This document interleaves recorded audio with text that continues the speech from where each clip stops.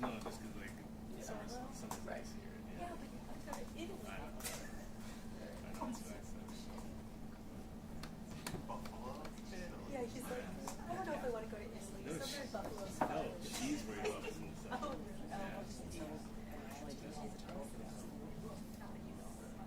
Yeah.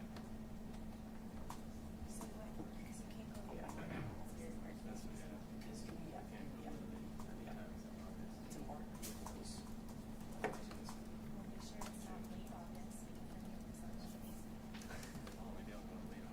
When's soccer? Let's go for soccer.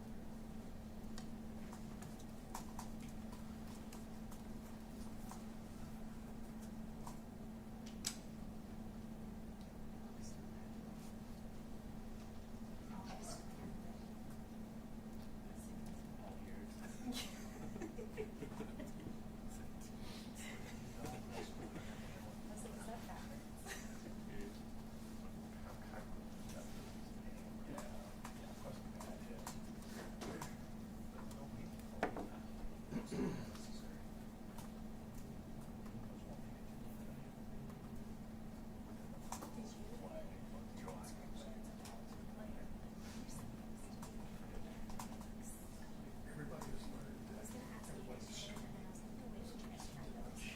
We didn't.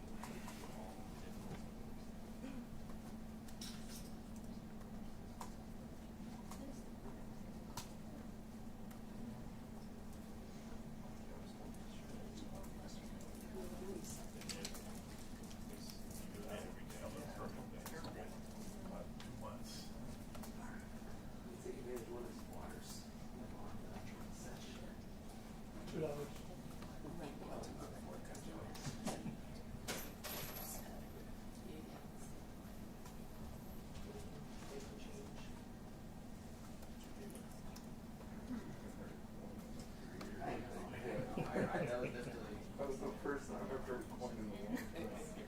I tried to get it up there. Don's 5 minutes late.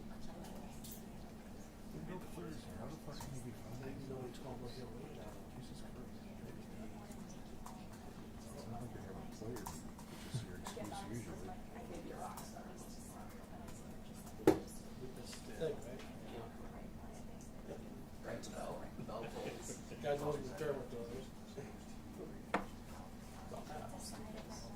Dermot's a super rock star, if that's the case, because he's always half hour late.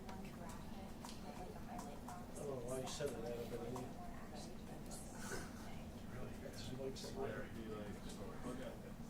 Much about that. Don't know why Matt over here would say such a thing. I mean, that's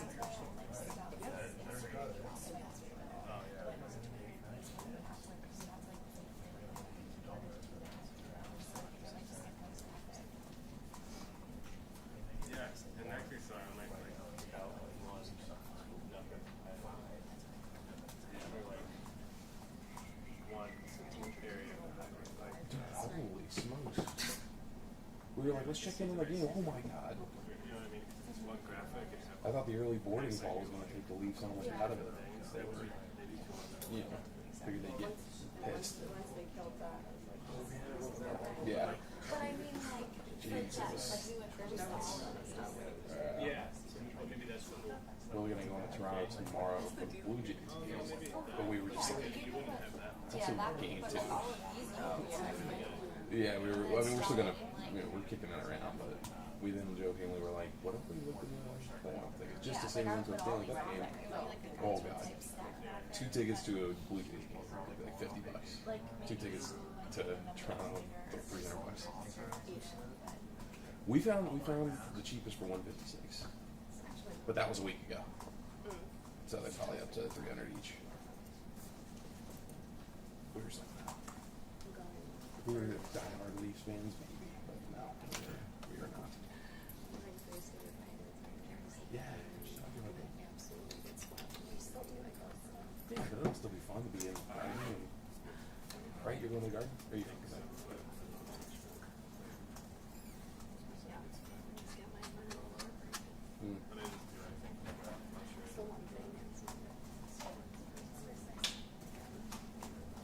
It's hard to turn it off. thankfully there's no like major league, like here in Blue Jays, there's no like major league baseball teams in bubble. Or like the Braves won the World Series yesterday. Last year, I was like just losing it. I was like, I have to tell the world how excited I am at this moment. Everyone has to know what this is. Yeah, I'll be in a minute. We went to stand in the back and just full house. Durkin, seriously, you teased us like that? That was What's that? That sucked, That's a man. You tease. teased us. Yeah, My well, heart I've been doing that. It's good to see somebody's bag got a seat in front there, though, so people Let me can go on the stand. record as saying Chris has never teased me. You got people back He always standing just with- delivers. He follows always through. follows through. He always delivers. When he promises, he delivers. Can't lay it up like that, John. I just want to stop rumors.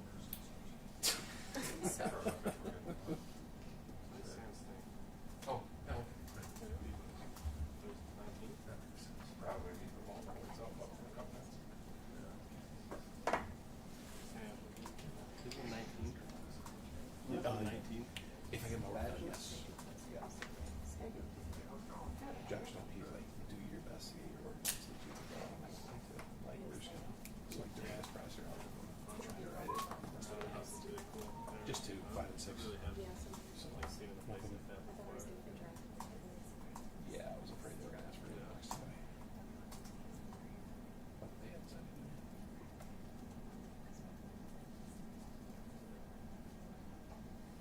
I just wonder who else will be there. Is it gonna be like the whole like coaches there versus just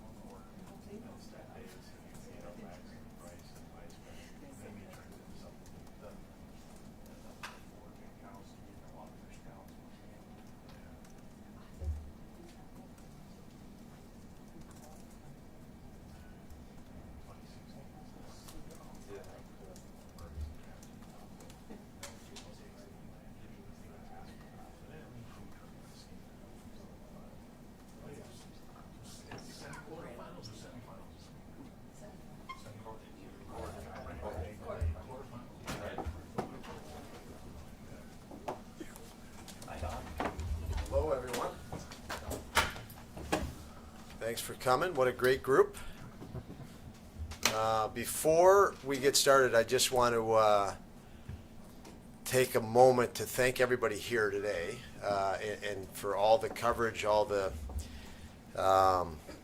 professionalism through the course of the year. I know it was the start of the year was a pandemic and lots of different protocols and structure, especially dating back 2 years now. But this room, I have a lot of respect for the people in this room and the work they put in every day to cover us and be part of what we do. And with that, I'd also like to thank all Sabre fans. This is a wonderful experience for me to have the privilege of coming to work every day to coach this team and be part of this organization. And there's a lot of good things that go through my head when I think of that. We are all on a mission to make you proud. I say that I think of the players, I think of Kevyn Adams and our management staff and our scouts. It's amazing. The people that back here and behind it are in it for the right reason. And they feel pretty energized when we can make Sabre fans proud. So I want to thank the fans for that. Some amazing moments this year, whether it be the outdoor game, RJ night, RJ's last call, player performances individually, collectively, just an amazing year. So it's all part of a build. We know that the biggest thing I wanted to do and how I operate is get things going the right direction and keep them going the right direction. And we have a lot of, and to get them going in the right direction, you have to have a clarity on where you want to go, how you want to proceed, and all the processes and intricacies that come with that. So you have to have buy-in. And I think our group here wanted to be on board with all of that, which makes it easier for all of us to do all our jobs. And just keep moving things in the same in a progressive direction. And we've been able to do that. Where we are on that trajectory, it's in the context of our competitors, obviously, moving forward. But we do know we're going the direction we want to go, and we do know how to keep it going that direction. So, again, I thank everybody for being passionately involved, as I see that from everybody day to day in their jobs and in this room and with our fan base. It's very inspiring to know that you're going to work and you have people so passionate about not only the game of hockey but the Sabres specifically. So a lot of fun. I feel privileged to be here, and I will turn it over to the room. Don, as you met with your players for their last meetings with you before they went home, what was your main message to your players as you wrapped up the season? You know, Paul, I wanted to hear from them. So I wasn't too concerned with the message I needed to give them, because I felt the messages that we gave them through the year, we saw them internalizing those and accepting those, embracing those, and even enhancing those. You know, you pass along a message to the players and the team through the year, and then you sit back and you evaluate, okay, are they internalizing what you said? Are you communicating that well enough? Is there clarity? And, you know, when there wasn't, Kyle Okposo would come talk to me, or Darlene would ask me a question, and we would correct it and steer it the right way. So when the year finished and we had our individual meetings, I didn't feel I had to tell the guys anything. I was more wanted to learn from them, to feel what they felt. And so it was open discussion for them to lead the way. I mean, I gave them points that, you know, the other players had talked about, or typically what players could discuss, you know, how you felt, highlights of the season, those sorts of things. And they just ran with it. So, you know, I like in my meetings, we included the whole coaching staff. I don't like, you know, I'm not a formal guy. I don't like formal. I think there's a place for it, but it's certainly not behind the scenes for us. And we had the entire staff in there and our video coaches in there. And I enjoyed the calm that the players have around our staff and our group, the trust that they have in our group. And it was nice to hear them open up and discuss what they wanted for themselves and what they experienced for themselves. And there was very little feedback that I felt I had to give them, which is a nice position to be in. Last week, Don, you said that amid preparing for each of these games, that it's easy to get lost in the progress these young guys have made, because you're always thinking about, okay, what can I give them next? Well, now that you are at a point where you can reflect, I mean, what are your thoughts? I mean, what's it like looking back on the progress that all those young guys made under you and your coaching staff this season? I mean, progress is all about, you know, that's our intent, that's our focus. So it is rewarding, and it's extremely rewarding when you see players achieve, knowing they put the work in, they do what you ask. But, you know, there really isn't a lot of, you know, I reflect, and when I reflect, it's that. I reflect on the season, it's like, you know, RJ night, it's Okposo scoring his 20th, it's Skinny finding his scoring touch again, it's Tage scoring 38 goals, it's Victor fighting through an injury to finally come back and persevere, it's Mitzi scoring the overtime winner to finish the year. Like, when I reflect back, it's that's what I look at. Like, the rewards these guys got is phenomenal for me. And Craig Anderson is his 300th and then some.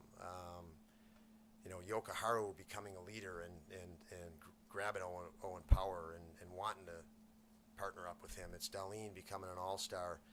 Those are special for me personally. Then I move forward. I just love that our team. It feels like our team. I talk about a direction. It feels like when you go a direction, it's a trajectory. You just keep getting better, and you target things as a coach. Okay, what are our capabilities present? What are our capabilities going into this game, whether it be Boston or going into whatever? And then what can we put in front of them that can challenge them to become better? And it felt like we just kept moving up and up and up. And I feel like, okay, the exciting thing for me is we've gotten to this level is the next thing. Figuring it out and then targeting it and moving on it. And the off season for me, the excitement is I can move on to the next thing, and we can move on to the next thing. I've talked about building our offense. We can do more there. We have way more lineup stability with what Kevin's been able to do with our roster. A year ago we had so many unknowns with UFAs that we knew our roster was going to be completely different. And this summer or this off season, we know what our roster is going to look like for almost 9 out of 10 positions for next year, or 8 out of 10, and that's amazing because now we can move on to that. We can start thinking about what we want to do on day 1, day 2, or game 1, and that's exciting. That's very, very exciting as a coach. Don, you said many times, November, December, January, February, you weren't as obsessed about results. You were obsessed more about making sure you guys were playing the right way and the results would come. In March and April, the results came. Now, as you go forward, how much of that was a feeling you needed to get them to believe because they were a young team, and how much do you continue that theory when you're trying to strive for the playoffs now? Does it change at all when the goals change a little? No, we will have a focus of getting better until we win a championship. It's not gonna leave. Like, we just want better, more, and competitive people want more. They have an unsatisfied appetite, and that's what we want in players. When we look at players, I don't want a player that's satisfied. I don't want a player that wants to stay the same.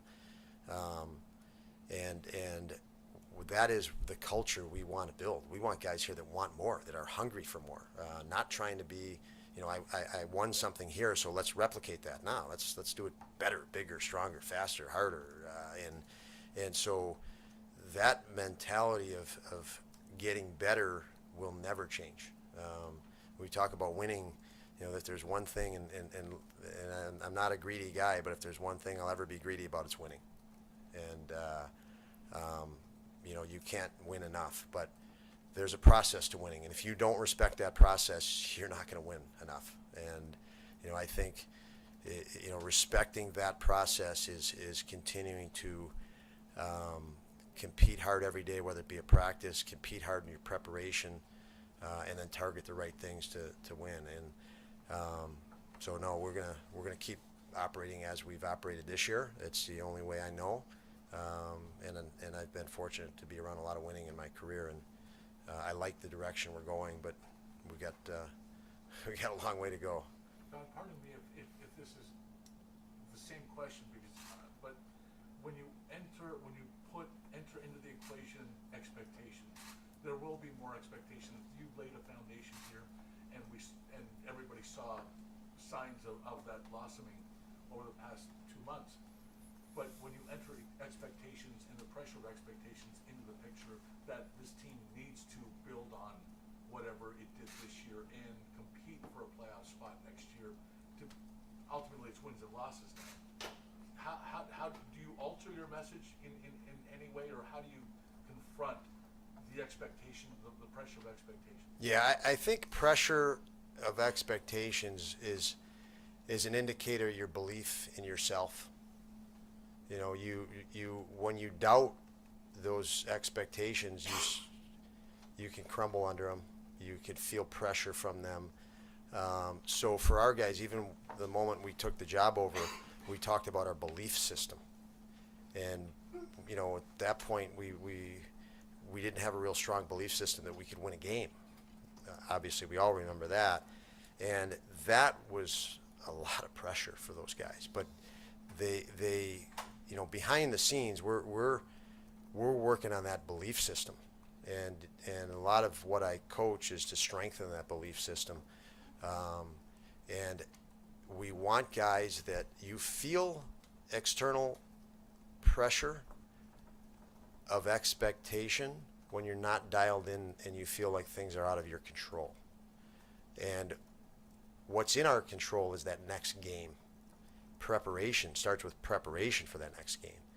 When you get in the game, it's out competing the guy across from you, like, you know, and we have a culture where guys thrive on the moment, and we're creating that culture. They've created that culture. Our group has, that the moment matters, and we're not going to get too far ahead of ourselves. And I think the playoff stuff is awesome for fans. It's awesome for people in this room, but that's not anything about us. We can't worry about 6 months from now.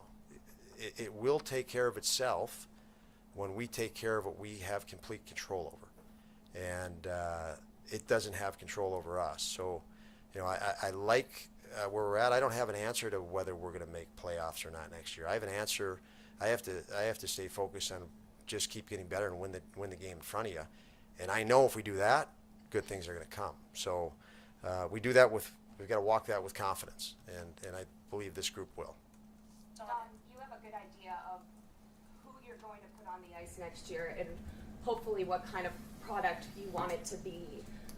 For season ticket holders that didn't have them this year, what would make them want to come back to watch this team next year?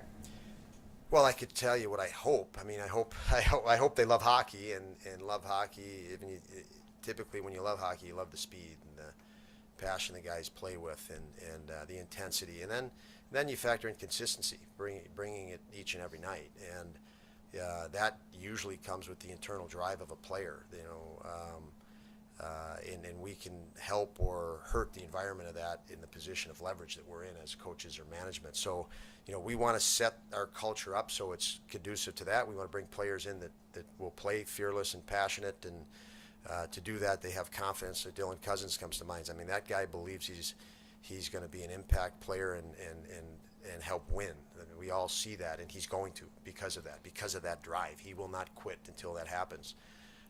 And we have lots of guys like that that are fun to see. So, you know, it's almost like there should be enough to entertain you, but enough to intrigue you also. Like, how good are these guys going to be, and how good are they going to get by virtue of how they're playing and how they're attacking situations. And that's what we feel we're building, and that's something we will never be satisfied with. You're never satisfied with something you really love. You want more and more and more. And our guys, like I said, you get guys that compete and love to play hockey, I'll never be able to satisfy their appetite. You just put another challenge in front of them. And that's the group we want. So, you know, that's what we'll keep doing. And if it's something you like, then we welcome you here. That's for sure. But no, we know we have great fans and great people that love the game of hockey. So we want to do our part in, you know, making it fun and intriguing for them as well. Don, how concerned are you with the injuries this year, the amount of the injuries, how long they took, whether they were handled right? Is that something you're going to look into? Is that a concern? Yeah, I think that's probably, you know, when you talk about something to that, it's probably more for Kevin to speak on that. I don't have a concern because I have to focus on what I have to focus on, Paul. So,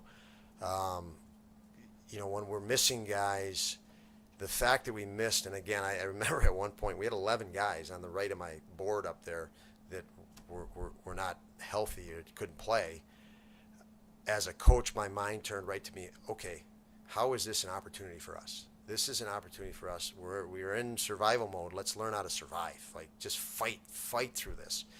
And our guys got better. The guys that were in that fight got better. So when we got healthy, they were better because of it. And injuries are part of our game. You know, we had a lot of injuries, and I don't know where we were. Man games missed for the league. I know we were up top, but there were other teams there too.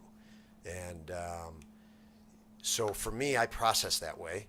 And you know, Kevin and I obviously have lots of discussions that will happen now on various points, but my thoughts on it will probably, I don't have much thought on it right now, Paul. But I know it's just, my first thought was just part of the game, and you got to deal with it as a coach. Now, how did you see Rasmus Dowling grow into his leadership role? Because I mean, you look at him even from 5 months ago, he just seems so much more confident, just staying at that podium, he wants more, and he seems like, just not just on the ice, off the ice, it seemed like he hit a different level, I guess. Well, it was fun to be part of it. And I noticed the same thing, and that was obviously the hope for us as coaches, was to move him and all our guys along in that, and being confident in who they are. You know, we have lots of structure underneath, you know, within our system and stuff, but there's, you know, I never want to have too much structure where it sabotages the freedom for people to be themselves, and the originality, and then the confidence in themselves, you know, in this forum. And you know, we talk a lot about, you know, these guys are under immense pressure. They're professional athletes. They make good money. They're role models within their families when they enter the league, within their neighborhood, everything. There's different pressures to come to that, and they've never been in that situation until they get in the NHL. Then they become an NHL player, and sometimes, you know, I've watched and witnessed it over the years. Okay, how do I act? How does an NHL player act? How does a player in this situation or person in this situation act? And, you know, sometimes we run our organizations and we project that. You have to act this way. And we want our players to be themselves. And we need to support them in being themselves. And, you know, when you see players comfortable being themselves, whether it be in here, you know, we don't want players to come in here and not be themselves. You know, we want our fans to see that this guy's different than that guy and see their personalities, because that's what's going to make this thing special. And so when you see the guys feel more comfortable doing that, it's awesome. You know, what we want to do as coaches was unleash Darlene's competitiveness. You know, Dahl's, you know, my observation of Dahl's and being around different players was, this is a guy that cares so much that he stopped thinking about himself to think about, okay, how do I help the Sabres? How do I become what everybody wants me to become?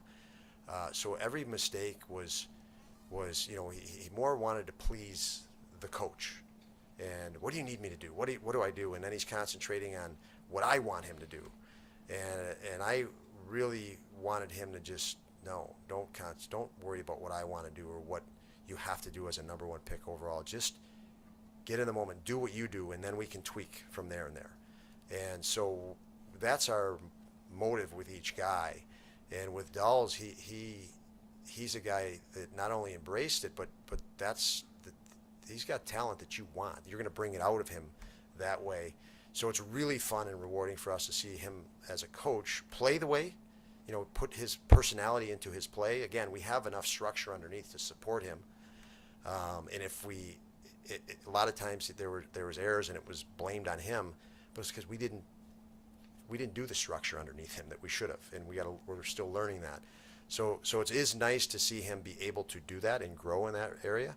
And I think that you know, we enjoy him and his personality like we do so many guys back there. It's nice that you guys get to see more of that here. So I don't know if that answered it, Bill, but okay. The exit interviews you said were more about hearing from the players. Did any themes stick out when you looked at it? Lots of excitement about potential. So nobody was satisfied with what just transpired, although they were happy with it. But they were, if I am you know, it's a summation of what they've said and the vibe they put across, was let's get to work to build more. And again, that's a theme that Kevyn Adams and myself, we've been working with the rest of the staff, so it's not just the two of us by any means, working to create that or foster the environment that can be created. You guys own this franchise. We don't. Like, you're on the ice every day. You're competing every day. You're getting ready for that next game, and you're going home sore and tired and worn out, and you got to go play that next team.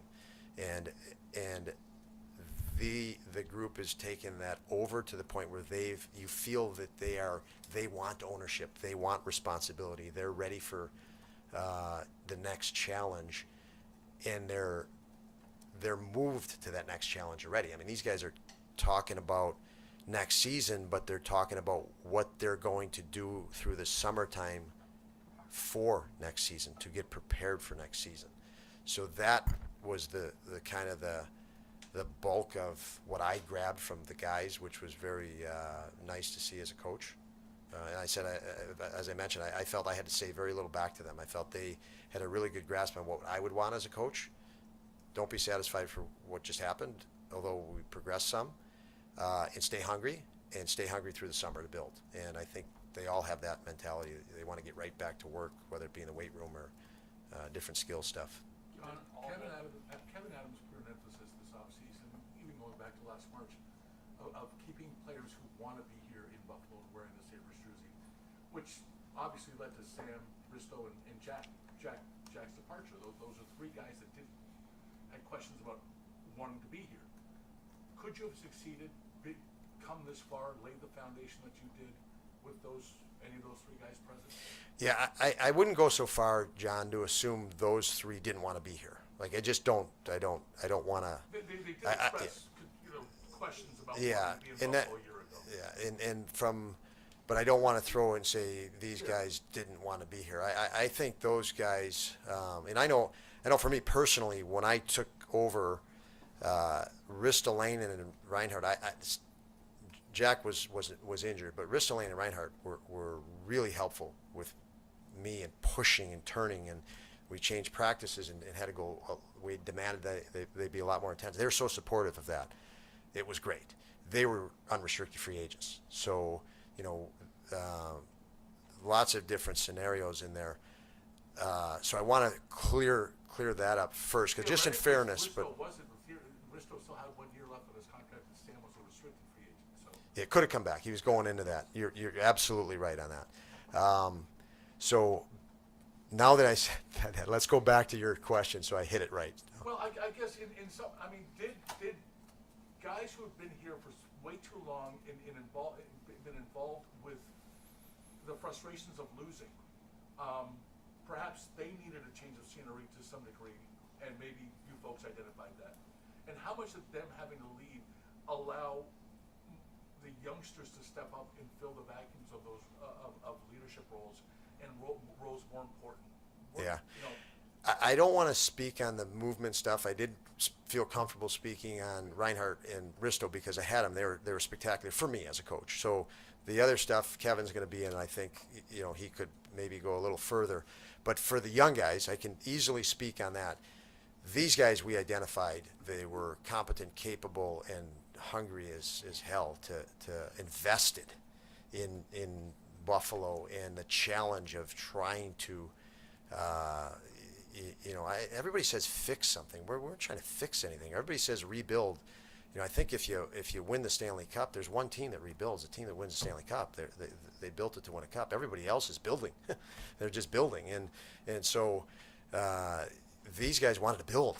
They wanted better. The appetite is huge, enormous, and unsatisfied. And that for sure for me was I spoke plenty that this is the job I wanted last summer. I was an interim coach when I took over, and there were vacancies all over the league, or not all over the league, but multiple different spots, and I had no interest in going somewhere else. And it was because of the appetite of the young players here that had a huge capacity to develop. And, that's exciting. It was exciting for me as a coach to be a part of, because I could see, the potential of each one of those individually, and then how they could come together collectively. And so, I had lots of people last summer saying, why aren't you, seeking out this position in the NHL? And I said, I am not doing that. And that is why. It was motivated by the capacity and appetite of our young players. Absolutely.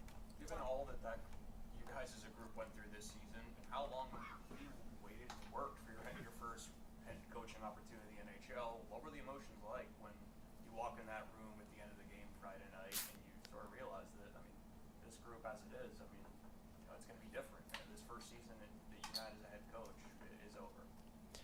Yeah,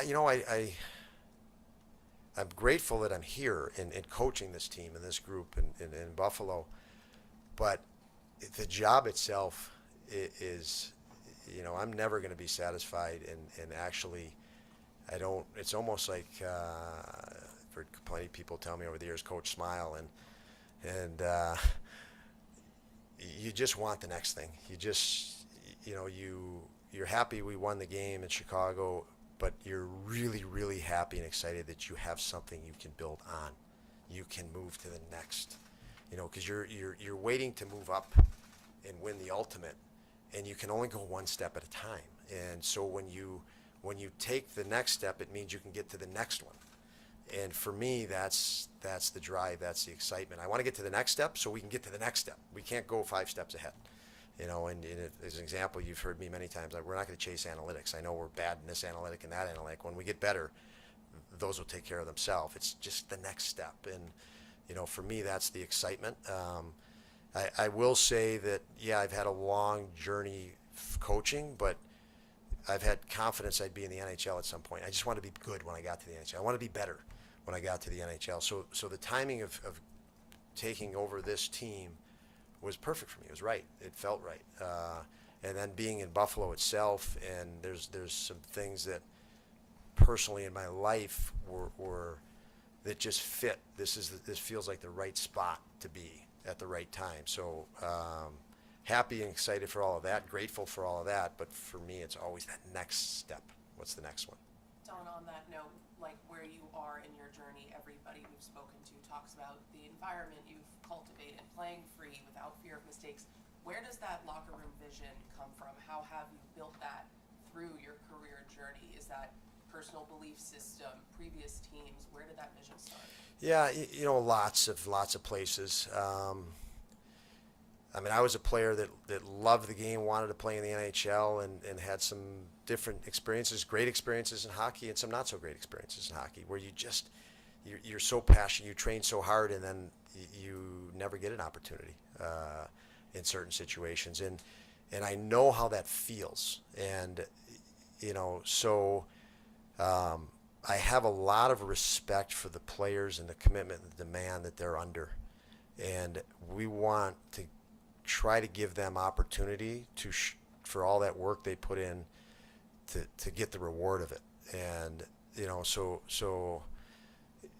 we want to create a culture. And I say we, it's I couldn't do anything without support of management, ownership, and support staff around me. So we have an amazing staff that just engages in it every day, and wanting to see our guys, be like kids, enjoy the competitiveness of hockey and winning, and something they love to do. So we just want them to just connect with the reason they started playing the game to begin with. To me, that's really important. You're playing this because you love it, and when you love it, you stay outside and 20 degree below weather, and your parents are telling you, get in here, it's too cold, and you're like, no way, I'm not going in there. And we want guys to connect with those moments, even though they're in the National Hockey League, and we're able to do that here. And again, that's for the support that I have all around me and above me and everywhere else. So. My apologies. Do you think the Sabres alumni will recognize you at their next golf tournament? That's a joke we got to explain. Yeah, well, we got to it's explain not a that joke, one. But Yeah. it's something that you've come along. Maybe it's how far you've come. Yeah, I hope so. And recognize me means I don't look like a foreigner walking in the room. Yes. Yes. No, my first week that I came on board as an assistant coach, the alumni had a golf outing, and I was invited in there, but nobody knew who I was. No one knew what I really looked like. And I showed up a couple minutes late, and I snuck in the back door, and a bunch of the alumni were looking back, and they're like, who is this guy walking in our room? And Rob Ray didn't even know who I was at that point. He moved from the front of the room to the back of the room to walk up to me and say, look around the room, can I help you? Like, you don't belong in here. And I introduced myself. He said, oh, okay, well, come on in. And so yeah, I hope I'm welcome, John. Don, how have you noticed things change in the locker room from when you first took over a year ago to now? Just in terms of the way the players are with each other, and you talked about cultivating that culture and things like that. How have you noticed from your perspective it different from when you first took over during that winless streak to now? Guys are not afraid to be themselves, and they have a vision and with clarity on how we should be as a unit, as a collective whole. Credit to Zemgus, Girgensons, and Kyle Okposo, and on, where they really set a tone. I mean, you know, when you are yourself, you stick your neck out there. If you're a funny guy and you say something at the wrong time, and you get an older player, a veteran guy, and like, hey, shut up, you know, or they're just belittled or whatever. And we don't have any of that. You know, we you know, maybe something would be there that somebody be corrected, but it's out of, you know, compassion and care. And so I would say that locker room is a fun environment to go into, but a very businesslike when it's supposed to be businesslike. And to me, that you got to have that on-off switch of, you know, you can't take things too serious, but you need to take serious things to heart. And we needed to learn that, okay, you don't have to be serious all the time. You need to be serious when you need to be serious. And very businesslike and workmanlike, and we are, and our guys actually have found that switch a little bit, and that's nice, and it's through very, very good leadership, the guys I mentioned and more. Kyle said that the guy sitting next to him before the New Jersey game said that they expected to win this game. We're going to win this game. Is that different from the beginning when you first took over last year? Major shift, because it falls in. That is the belief system that we had hoped to have, the believing you can win, believing you should win, for the right reasons. You planned and prepared properly, and you have the appetite and commitment to see it through, and those are, you know, kind of intangible things, but they're real things, and our guys. You got to have a feel for that. You got to have a sense for that. As I mentioned, when you should joke around and when you shouldn't, and when work's to be done and when it's playtime. And we're doing a much better job at that. But the real essence of it is they see the way they can win through the identity that we, you know, personnel we have and system we play.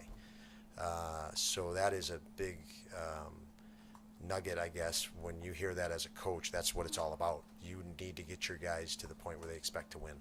With how successful that leadership group was for you this year, and obviously a lot can change over the summer, but have you put any thought into naming a captain before next season? Yeah, Kevin, well, I'll let him speak on that. We talk quite a bit. We talk quite a bit through the year, and the short answer to that is yes. I mean, that's obviously something we're hypersensitive to, you know, in the positions we're in, and you know, we feel that we have incredible leadership, and you know, we're in a really good position to, you know, in light of that question, we feel that we're in a very, very fortunate position as me as a coach, and I'm sure Kevin as a manager. We're really excited about where we're at in that regard. And how much did you enjoy watching Darlene grow as a leader this year? When we talked to him, he said, I'm a totally different person this year. Yeah, that's everything. I mean, it's everything. We hope to do that with each guy and every guy, and we push for that for every guy. It's important. You know, as I mentioned, they come in the league, and it's like, okay, how do I act and be like an NHL player? Well, no, just play hockey and be yourself, and we're going to take care of the other stuff, you know, how you can be successful and at this level. And it is so fun to see, you know, guys' personalities and them comfortable with who they are. We have lots and lots of good guys. I don't think we have any bad. We don't have any bad guys. I'll say that right now. We don't. You know, there's nothing to hide from our group. They're all good people, and that's what we want. Good, hungry people, and they fit it. Check that off. So that's why I can sit here with so much enthusiasm. We're young. We got a ways to go. You know, we talked about the changing of the belief system, and I'm talking about winning, but it's harder, believe it or not, their belief system on scoring. We're missing scoring chances because they just don't understand yet that, you know, they can score now, and that was something that I talked with Tage a lot. I said, Tage, you've put in enough work. Like, it's score now, kid. You know, you can do this. And it was almost like he needed to hear that, you know, don't wait for scoring anymore. Like, you've done enough training, and you're strong enough, big enough, smart enough. Like, score now. And he took that and then some. But I think our whole team is that way. You know, we're creating stuff. We're not cashing in on it yet. But that's a big part of growth. You talk about Dylan wanting it. He's possesses so much confidence. Like, just how do you see that? How do you see that he wants it? Like, what does he convey in the room on the ice? He forces things, Bill. Really simple. He wants to impose his will on the guy, and visually it would be he has the puck and he's used to beating a guy with just his physical attributes, so he might take the puck right to the guy, and in lieu of the space he had here, or as Thompson did a year ago. And you know, Thompson a year ago, we talked with him a lot. You know, he exposed too many pucks and he tried to beat a guy, and the message would be, Tomer, you can score the goal right now, even though that guy's standing there and the net's back there. You just rip it right through his feet and it's in, and put it on the board. And so just changing the perspective of it. And Dylan is so competitive that he wants it now. As we talked about Darlene, when Darlene makes a mistake, you could almost be certain he's going to make another mistake trying to make up for the last mistake he just made within 10 seconds. You just saw it. And he had to control that energy, take a step back and a breath, and not force it. Because when you force things at a level of junior hockey, you impose your will on the other team. You're good enough to do it, but nobody's really good enough to do that in the NHL. You've got to pick your spot. And you know, Alex Ovechkin doesn't go out there and score every shift. He gets 20 shifts a game. He scores one or two. It's a big night. So he picks his spot at the right moment. He knows when that goal is going to be scored or that space that is going to be created, and he jumps into it. And younger players tend to just push that moment. I want that moment now. I want that moment every shift. And they have to take a step back and discern, okay, when is it highly likely I can score a goal, or how can I score it differently, or how can I make a play? And that's just a process of acclimation to this level of development. And Dylan, you know, and Dylan is in the process of this. He's getting so much better in so many other areas. It's great. So it's almost like, he's going to work his way through this as Tage did. When he comes out on the other side, it's going to be extremely powerful. Just Complimenting the on-ice progress, the team's got a lot of support from the Buffalo Bills, especially the second half of the year. McDermott and Allen making visits, the newest draft pick being at RJ's last call. I'm curious the role you see that playing in the continued reinvigorization of the fan base, and even for like this young locker room. Well, you know, I think I would hope Josh came back to the game because he liked it and he had fun. I know he talked to the guys and he's developing a friendship with guys on our team, and but that's really, you know, what you want it to be about. You don't want to be saying, hey, will you come over to our game? But those, you know, so any time you have people like that are you know, obviously people in our community look up to, be part of what you're doing here is awesome. It's you know, when you see them having fun and want to be here, it is energizing to all of us to have them around and want to be around or enjoy being around. So you know, it's a big boost. Hopefully in the future we keep playing a brand of hockey and move a relationship along that people, you know, all people want to come back and be part of this, just as you mentioned those guys. So Owen's got 8 games of tape under his belt. How do you feel now? Great, actually great. I tell you, I was probably sweating and nervous about, like, just stay healthy, just get the 8 or 9 or 10 games in at the end of the year, because it's going to be, he has all this hindsight now going into the summertime. And I mean, I thought he did spectacular. I'm not surprised by how he did, because I just have so much respect for his game and the work he's done to this point. But the value in having, you know, that opportunity and integrating with our team, you know, I didn't know how he would integrate with our team. I not surprised how he integrated with our team, giving our group credit for the people they are. They embraced Owen and were excited about Owen, and he came in and he was like a little brother to them, and then some, and that was nice to be part of. And are you, as his NHL coach, relieved that he's not going to Worlds, that was a mutual decision so he can have a real off season? Yeah, those decisions are they have to be the players. So I would support whatever he really felt, and then say, okay, if you're going here, maybe this is something you could think of or focus on or whatnot. Like that's where I would get involved. I don't know if that I would have said anything to him if he was going to Worlds in that regard. I might have just said, just go play. But the players, we want them to build over the summer, to train intensely over the summer. They understand that, they feel that, so then they make a decision on what they want to do. So, I didn't feel I should be pushing anybody to go to Men's World Championships. I think that has to come from within, but they do know their responsibility to us in the fall, and however they, whatever decision they make, we were going to support it either way. Thank you, Don. Thanks again, everyone. Thanks, Don.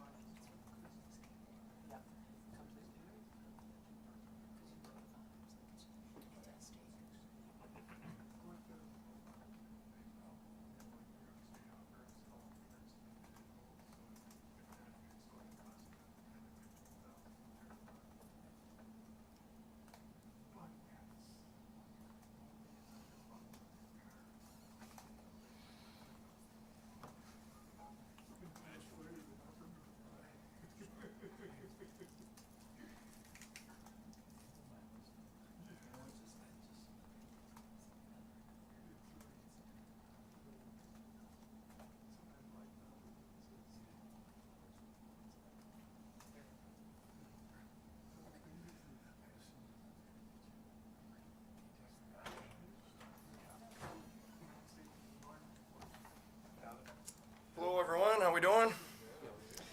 I want to start by making sure I say thank you to our players, coaches, all the support staff around the team for the work they did day in and day out.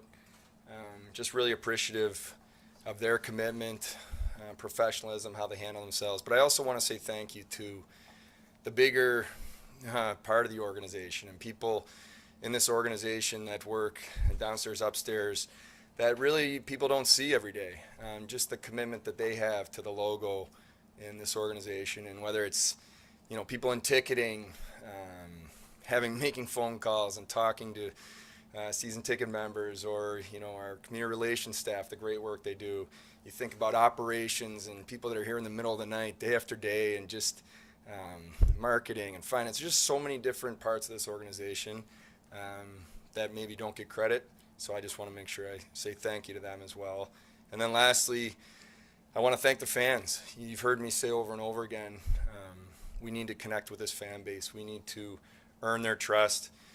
We need to build something special here that our fans can be proud of. And I have to tell you, sitting some of the games later in the year and feeling the energy. I know our players felt it, but seeing the wave and like just the chants, and it's special. And I've talked to players about this, but there is nothing more powerful than one of our guys looks up and sees someone in the 300 level or a family there and knows they're wearing whatever jersey, and they're spending their money and their time and putting their energy into this team. It's powerful. And when our players recognize that and they appreciate that and the fans appreciate what they're saying on the ice, it's a big deal. It's really powerful. So I just want to make sure I started with that. Kevin, last summer when you were going through that longer coaching search to make sure that you made the hire that you wanted to make, I'm sure you had other people weighing in, you need this, you need that, you need an experienced guy, but you stuck to the coach that you wanted to hire, that you believed in. And after one season, how do you reflect on not only the job that Don did, but obviously the entire staff? Yeah, well, let's see. Donnie is he's just a really, really good person. Let's start with that. And you want to be around good people, and you want to surround yourself with as many good people that you can have fun with, be honest with, back and forth. But you start there, and then he's an incredibly intelligent coach. He understands the game at a high level, clearly, but he also understands people, and the players trust him because he's honest. And then, I think his ability as a head coach to be in the moment and want the best for that moment, but also have perspective on the big picture and the development and how our players need to, just grow and learn. And it's not just because they're young, but that's just a really important part of coaching. And he has that ability to do that. And I think that's not easy. So, yeah, really excited about Donnie, the coaching staff in general. I mean, these guys they mesh really, really well together. Their personalities fit. They hold each other accountable, but they have fun. I mean, you want to have fun. This should be fun. And they have a great room in there. And I do believe that the players pick up on that. The players feel the energy. The players want to get on the ice early. The players want to stay on the ice late. And part of that is because they trust the coaching staff. And so, yeah, reflecting back on it now, I'm very appreciative and, thankful for the job they've done. And, they're excited to get better, too. They want to be better themselves, and we're having those meetings now. But it's a good group. Kevin, you obviously have a roster that looks pretty full on paper for next year. The one area everybody talks about is the goaltending. I guess the two questions I have is how much of whatever happens with goaltending, the first step is going to be whatever Craig decides, and the second part is how worried are you about the continued injury problems of UPL? Yeah, well, in terms of Craig particular, just what he brings every day was a big deal. Not just the on ice. The on ice, I thought he performed very well. He was solid. He was stabilizing in there, calm, gave our team a chance to win every night that he played. But his presence in the locker room, his presence in practice, his experience, I really think that was a big deal, and the culture piece of what we're working towards. So, I'll leave out the details of he and I in our private conversation, but he knows exactly how we feel about him. And we owe him the respect to take a breath, spend a little time with his family here and just be honest. And that's what we've asked him to do. So he and I will be in, conversations here, coming after he has a little time to take it all in. So, yeah, we'll see where that situation goes. In terms of I guess, Mike, the big picture, I'm really excited about, the internal answers I feel we have here within the organization for down the road. And I'd say, obviously UPL fits that. I like the way he played when he was here. I like the way he's battled through adversity, whether it's injury or just, inconsistencies at times. And then if you look at his games over the last, few weeks, and they were in, basically playoff mode where every game was almost do or die for them. He's played really strong. He played confident. He was giving his team a chance to win. So for me, there was a good maturity out of him. And yeah, certainly the injuries, sometimes it's asking the question why. Is it just a fluky type thing? I mean, he got hit pretty hard there the other night when he's in the crease, and I don't know, there's much you can do about that. But that's something we'll talk about. But obviously, a guy like Devin Levi, he's what he did in college hockey this year is pretty special. And just even in terms of my conversations with him and talking about where's he at in his career, next steps. The answer of I'll share with you. One of the reasons we talked about him wanting to go back to school was because he said, I want to feel the pressure of being the top goalie in the country and having expectations on me and work through that. Like, that's a pretty mature answer for a young player to have. So I think it's just says a lot about who he is. But so big picture, we feel good internally.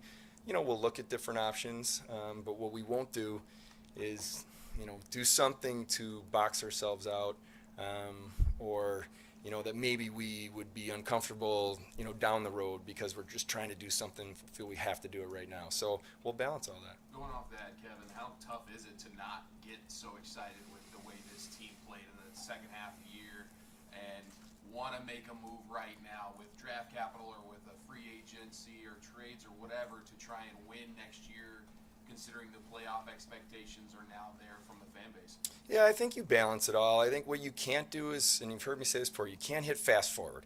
You can't just say, we're going from here to here. You have to, it's a process, and this is about us getting better. We're not satisfied right now.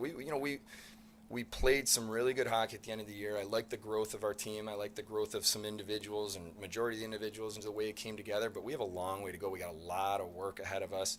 So we want to make sure that we're setting this organization up for sustainable long-term success. And certain decisions you can make in the short term that maybe would, push you a little bit further along, it may come back to haunt you a little bit later. So we have to be really disciplined and careful as we put this together. We have to stay, really thinking about not boxing certain players out of whether it's a job here or even ice time within our team. So those are all the kind of things that we think about. But, you touched on playoffs. I really believe that when you're part of a team, you have to have goals. You have to have expectations. We work every day. We want to win a Stanley Cup. Okay, so how do you do that? Well, you got to get to the playoffs before you can win a Stanley Cup. So, okay, now take it back from there. What do you need to do during the season to make sure you're winning enough hockey games to put yourself in that position? Ultimately, that's over there. The focus that we talk about every day is, what are we doing today to be better than I was yesterday? How do we win the day? How do we win the moments within the day to be better? And if you approach that, whether that's my job, coaching staff, anyone, support staff, players, if you have that mentality every day, it'll take care of itself. And so that's what you'll hear us focus on, moving forward. We're going to talk about getting better, and that's a big deal. Kevin, has Ryan Johnson made a decision yet? He's at this point looking like he's going to go back to school. We've had conversations. He still is kind of, it's open-ended a little bit, but he's indicated that, where he's at right now and the team they have and the ice time he gets there, he thinks, at this point he's leaning that direction. Does that concern you? No, I mean, you look at every one of these situations and it goes back to having honest conversations, which we've had. But, we're very supportive of players if they're in an environment that we feel they can get better, that's what we look at. And I know his coach and the coaching staff very well. I know the league he plays in, and think this will help him continue to get better if that's ultimately the final decision he makes. Kevin, you made the point a lot of times last year of wanting to keep guys who want to be here in Buffalo and be proud to wear the Sabres jersey. How much do you think the removal of Reinhart, Ristolainen, and Eichel, guys who were getting fed up with losing and all this other stuff and were part of the older team, how much by removing them from the equation allowed this team to grow?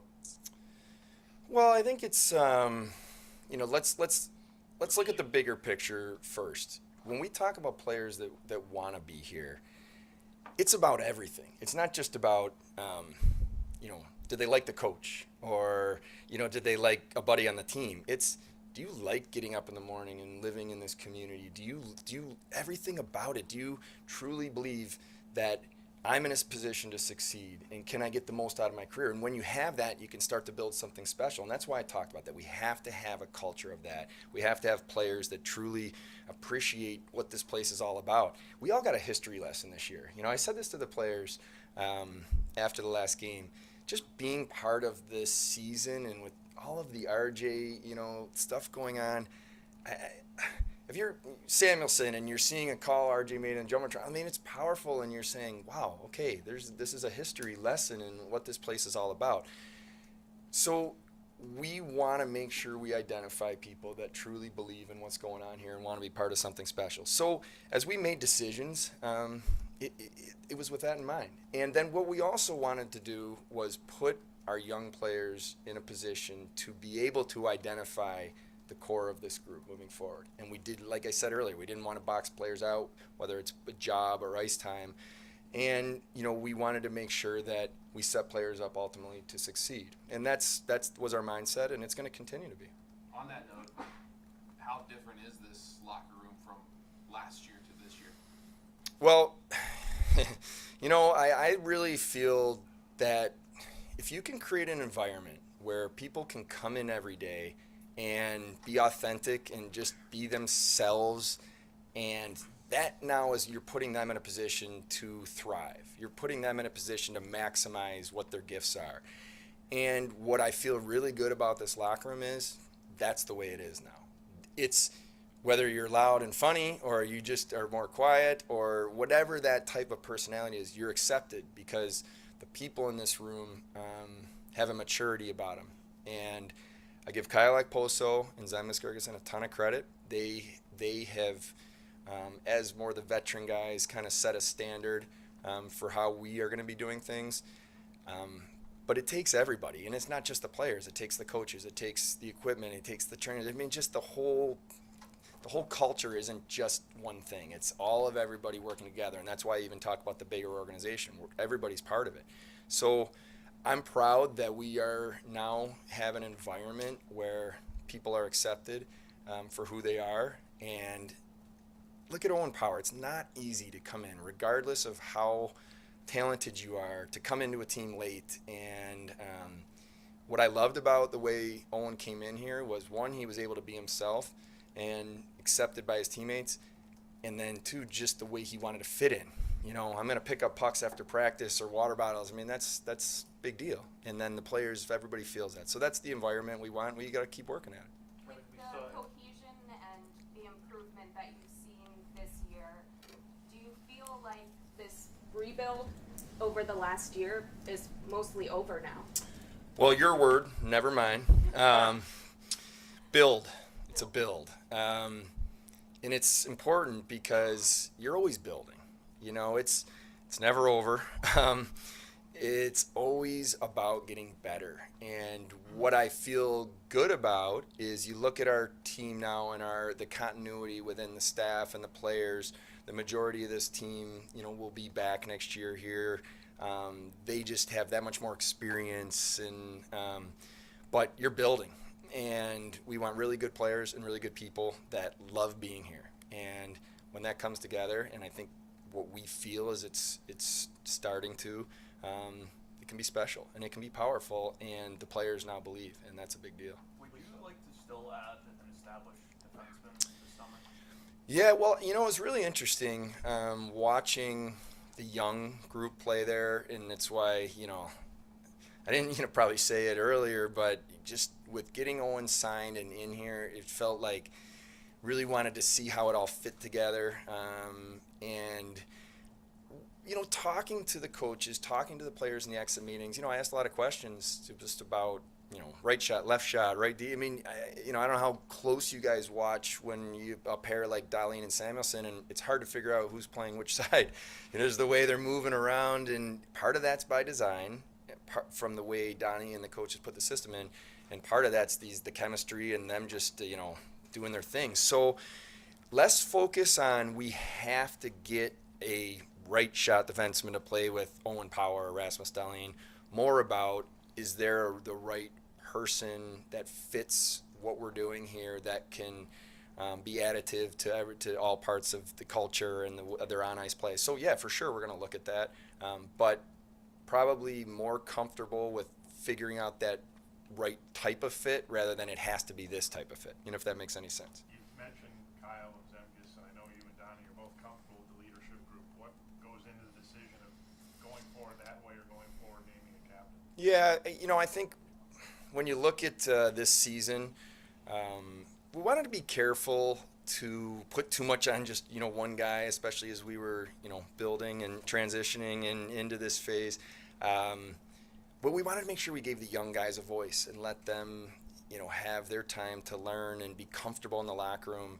And it doesn't, just because you don't have a letter doesn't mean you can't be a leader and can't speak up. And that's what those guys in that room have established, that anyone can say anything when they feel it's the right time.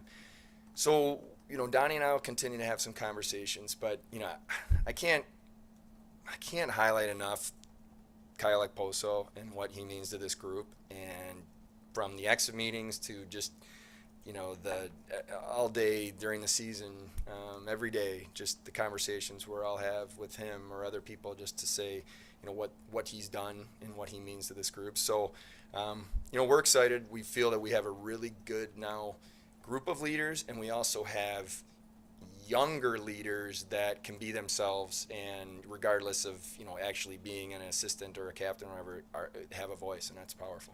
Talk about guys being more comfortable. How did you see Rasmus Dowling grow into being more comfortable, not just on the ice, but in himself, like talking to us and so forth? Incredible. I give Rasmus a ton of credit. He made it very clear, and I don't know if you guys remember last year during this press conference, I was energized. The young players that we spoke to at the end of the exit meetings, they were hungry. They wanted this. They want to get better. Rasmus was the one leading the charge, and I saw really something special out of him last year starting in that meeting. He came right into training camp confident, wanting to make a difference, and I think what you saw with Rasmus was starting to believe in that he could be a dominant player night after night. And you're not always going to have your A game, every night, 82 games. It's hard, but there was a lot of games where he was the best player on the ice, and I think he's the type of person that wants to be great. He wants to be the best, and he's going to put the work in. So those are the guys you start to really get excited about, because they're not satisfied. They want to be better. And he's a great teammate. I mean, the guys look to him as a leader now, and they look to him because of his habits, his work ethic. I want to get on the ice early and work on my game. I just played 26 minutes last night, but I'm going to be the first one out there working on something. That sends a message to everybody in the locker room, and that's a really impressive kind of progress, since where we were here last year. For you, what's it like entering an off season where you don't have to deal with all of the stuff that you had since you got this job? Well, I don't know. I might sleep a little more, but you're always thinking, you're always working to how can we get better? What can we improve on? There's certain things, quite honestly, that I haven't your priority list, and I haven't had time to really be able to dig into and take a deep dive on, which we're going to do this off season in certain ways. There's ways for me that I want to get better. I want to get better at this job. I want to be a better general manager. I want to be a better leader in this organization. So part of, if I do get a little bit of downtime, part of that will be maybe time for me to reflect. I haven't had a lot of that time to say where did I do things well, where could I have been better, why, have conversations with people. I try to learn from every conversation, just push myself. So that's, maybe just on a personal note, kind of some of the things I'll be thinking about a little bit. With 3 potential draft picks in the first round, how do you go about that if Vegas stays outside of the top 10 and you have 3? Might you consider leveraging one of those assets or whatever to move up, and or would you prefer Vegas to maybe win the lottery so you get 2 assets a year later? That's why we were comfortable either way. If that's the way it shakes out, the first round picks are very valuable. So we were comfortable either way. I think, John, when it comes to this year's draft, we'll be open. We will have conversations. Is there something that we do that makes sense that we think is going to put us in a better position? Then we'll do it. What we won't do is do something we think is just a short-term fix, because that's just kind of what I talked about earlier. That's not where we're at right now. If you're putting me on the spot, I would expect that we would make our 3 picks. You know, I believe in the pipeline you have to build.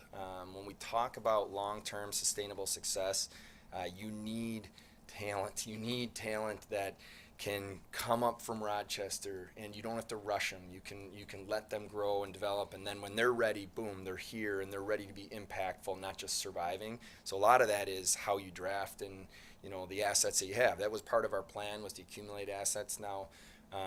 You know, so we would expect that we would use them that appropriately. But you've got to be open. You've got to be in the conversations, and you have to be ready for any type of thing if the right opportunity presents itself. In retrospect, thank you. And when the turning point of this season seemed to be that Vegas game, the 3-1 win, when you get Tuck and Krebs both getting involved in that win, and just the energy in this room. I'm not sure, from your perspective, did this team have to for lack of a better phrase, exercise that ghost in some ways, because that seemed to be, aside from the Toronto wins, but that seemed to energize this franchise moving forward. How important was that, and given how much patience you put in to make that trade, how validating at this point was it, looking back, in getting those 2 guys? Well, the first part of the question, I'll say, you look at different times in the season and games and experiences you're about to have as growth opportunities. And I felt that the Vegas game, if we're focused on that game in particular, was an amazing growth opportunity because of the emotion around it and the building, people talking about it, and all eyes on our team and watching that game. How is it going to unfold? Look, that's playoffs, right? Like, that's what happens in the playoffs. The lights are a little brighter. There's more reporters around, the cameras, and so you have to understand how to handle all of that and still be at the top of your game. So I looked at it as, this is just a great growth opportunity. Now, the way it played out and our guys performed, I was proud of. And what got me more excited, if I'm looking at other games and just different situations, whether it was the outdoor game or some other bigger games down the stretch, our players elevated. You think about RJ night and just, you know, they elevated, they stayed calm, confident, and executed. You know, and even the last game where, you know, it was a nice way to kind of finish for us, it was tough. We didn't have a lot of energy, and they found a way, they fought through. So those are all growth opportunities. You know, in terms of the trade itself, you know, it's Alex Tuck and Peyton Krebs are unbelievable people. Like, these guys, they care. They love the game. They love being a Buffalo Sabre, and they're just they're really good people. And we're really excited about the hockey players they are. You know, I've said this to Alex. I think he's still scratching the surface of what he can do as a hockey player. I think he has another level. And Peyton's young. You know, Peyton's a young player. He had in my opinion, he did a great job for us. But he's learning from all these experiences. He's processing what it's about to play in this league. And, you know, he's young, but he's just hungry to get better. So, man, it's just it's exciting as I think back on it. And it's why, you know, maybe people did say it took a long time or we were patient. But it's because, in my opinion, we just couldn't compromise on what we needed to do for this franchise. So I'm pretty excited about it. Kevin, there was a lot of talk, obviously, early in the year, especially about attendance. And there were extenuating factors, we all know. And the attendance grew as time went on. Special events, winning team, more wins, so more people came. And I would expect more people keep coming. The one thing we hear every single day from people when you talk about your whole organization is the building is a dump. You know, my seat is broken, my cup holder is broken, that kind of thing organizationally. What can you tell people if they want to come and spend their money to buy tickets about just the physical atmosphere. They're not going to get a $300 million renovation of this building yet, but in the short term, what can you give fans as a message to the way they're going to have a game presented to them?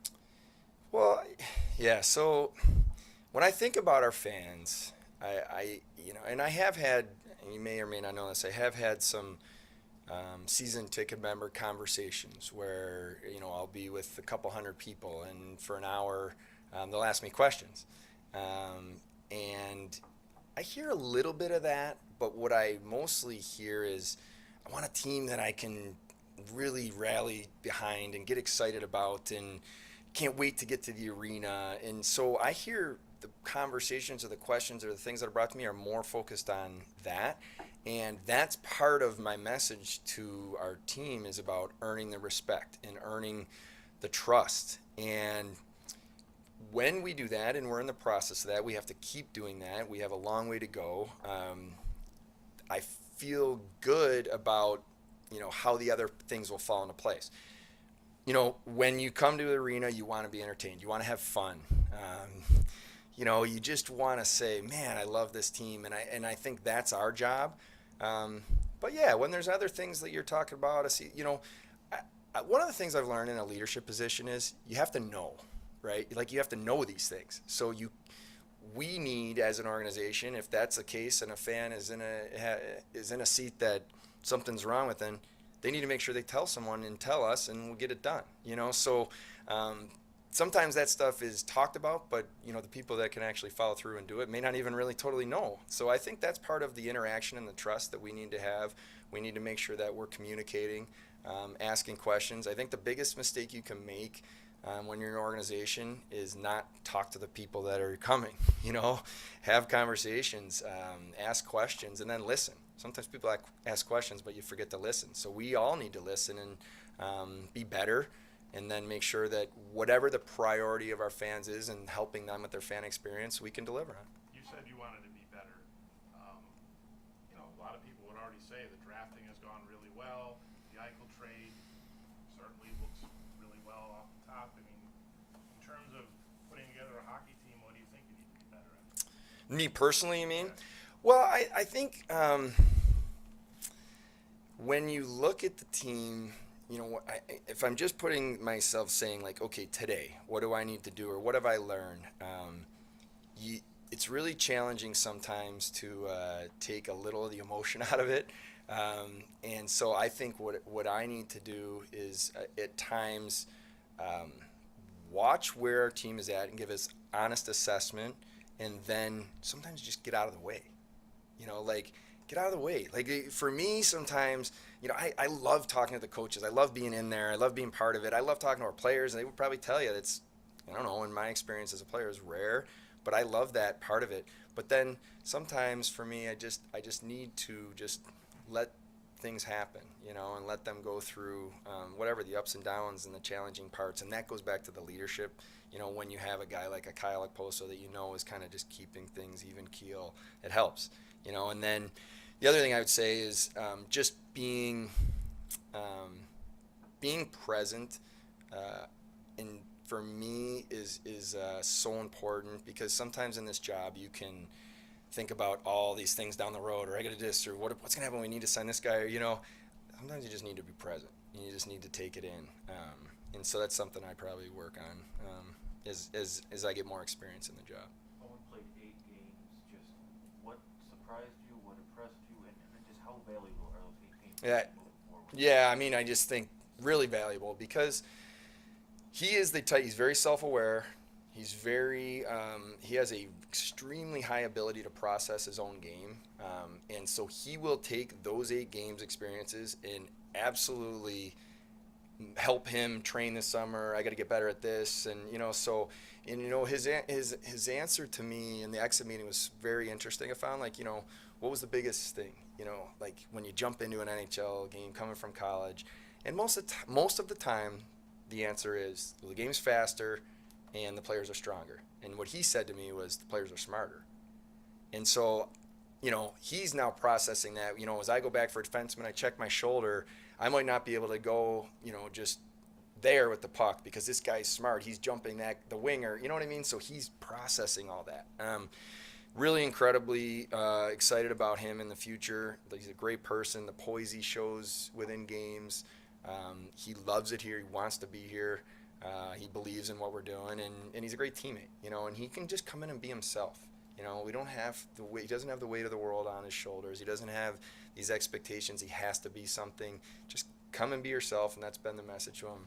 Be the best version of yourself every day, and, you know, he's a talented kid. He's going to continue to get better and better. Kevin, you have a lot of hockey experience, obviously, been around a lot of teams. You said that in your experience it was rare for a GM to kind of be so present.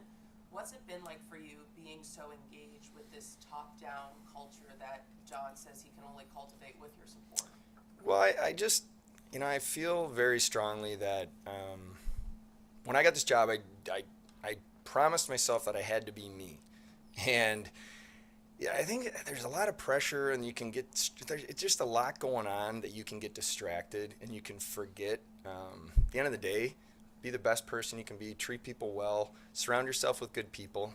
That's it, right? And just be honest. You're not always going to have the right answers. You're not always going to, sometimes you think in these jobs you have to have the answer all the time, or you have to be the smartest person. Just be honest and do the right thing. And so for me, that's been the message to the players, is I'm going to ask you questions.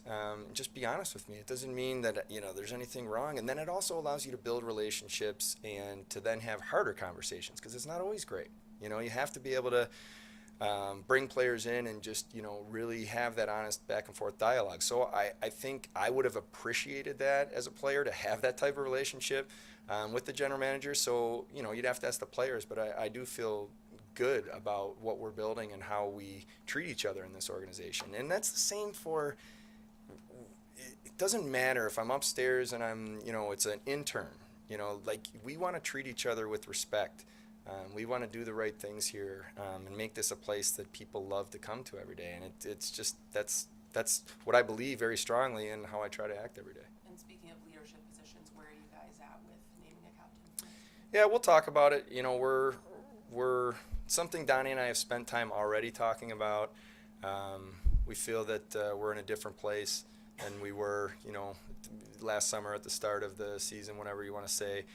So, you know, we're gonna continue here over the next couple weeks to have those conversations, but we feel that we're in a pretty good spot there. All right, thank you, everyone. Oh, and quickly, I do want to say thank you to all of you, because I know your jobs aren't easy, and I appreciate how you have treated our players, treated the coaches, the respect and the professionalism that you guys have all had, the way you've handled that. So I really do appreciate that, the coverage we get. I think it's a big deal. So I just want to make sure I say thank you to all of you.